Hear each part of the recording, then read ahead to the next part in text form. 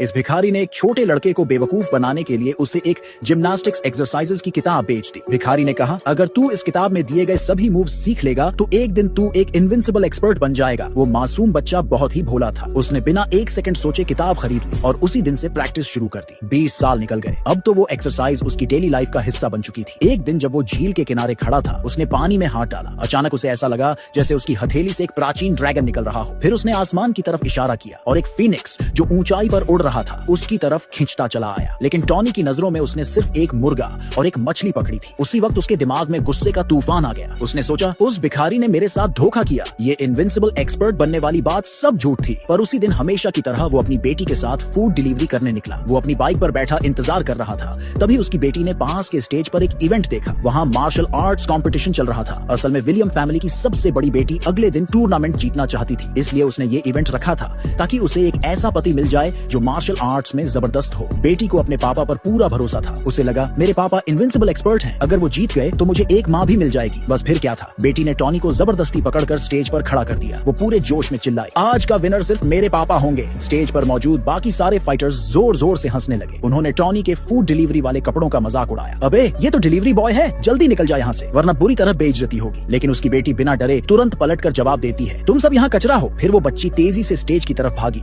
और सीधा खूबसूरत लड़की की टांगों से लिपट गई। वो चिल्लाकर बोली, यहाँ जितने भी दुश्मन खड़े हैं कोई भी मेरे पापा का मुकाबला नहीं कर सकता। बच्ची की इतनी ज्यादा तारीफें सुनकर बाकी सारे फाइटर्स भड़क गए। अब इस डिलीवरी बॉय को सबक सिखाना पड़ेगा। लेकिन अगले ही पल कुछ ऐसा हुआ जिसकी किसी ने कल्पना भी नहीं की थी। टॉनी ने जोर से एक गजब का पाद मारा और स्टेज पर खड़े सारे फाइटर्स वहीं ढेर हो गए। स्टेज पर खड़ी खूबसूरत लड़की ये देखकर दंग रह गई। उसे समझ आ गया कि ये डिलीवरी बॉय कोई मामूली इंसान नहीं है। लेकिन टॉनी बेचारा खुद कुछ भी समझ नहीं पाया। वो हमेशा से शक करने वाला बंदा था। उसने सोचा, ये सब जरूर कोई एक्टर्स का ड्रामा होगा। बस बिना टाइम वेस्ट किए उसने अपनी बेटी को उठाया और वहाँ से भागने का प्लान बनाया। पर खूबसूरत लड़की उसे इतनी आसानी से जाने कैसे देती। उसने कहा, अब जब तुमने यहाँ के सारे फाइटर्स हरा दिए हैं तो तुम्हारे पास कोई और ऑप्शन नहीं बचा। अब तुम्हें मुझसे शादी करनी ही पड़ेगी। और फिर उसी दिन दोनों शादी के रजिस्ट्रेशन ऑफिस चले गए और शादी कर ली। लेकिन ये तो बस शुरुआत थी। खूबसूरत लड़की ने बिना कोई देरी किए टॉनी को सीधा अपने घर ले गई। लेकिन जैसे ही उसके ससुर ने टॉनी को देखा, उसने सीधा समझ लिया कि उसकी बेटी ने जिंदगी की सबसे बड़ी गलती कर दी है। ससुर ने सोचा, ये बंदा मेरी बेटी के लायक ही नहीं। इसीलिए उसने टॉनी की परीक्षा लेने का फैसला किया। उसने कहा, अगर तुम्हें हमारे विलियम खानदान का दामाद बनना है तो तुम्हें फैमिली का पवित्र धूपदान जलाना होगा। सिर्फ तभी देवता तुम्हें हमारे घर का दामाद मानेंगे। फिर ससुर ने खुद डेमो दिया। उसने अपनी आंतरिक ऊर्जा से 3 धूप की लड़कियां जलाई। फिर झुककर देवता के आगे प्रणाम किया। जैसे ही उसने ऐसा किया, लॉन्ग लाइफ गॉड की मंजूरी मिल गई। अब टॉनी की बारी थी। उसने भी बिल्कुल वैसे ही 3 धूप की लकड़ियां जलाई। लेकिन कुछ भी नहीं हुआ। सबने सोचा, अरे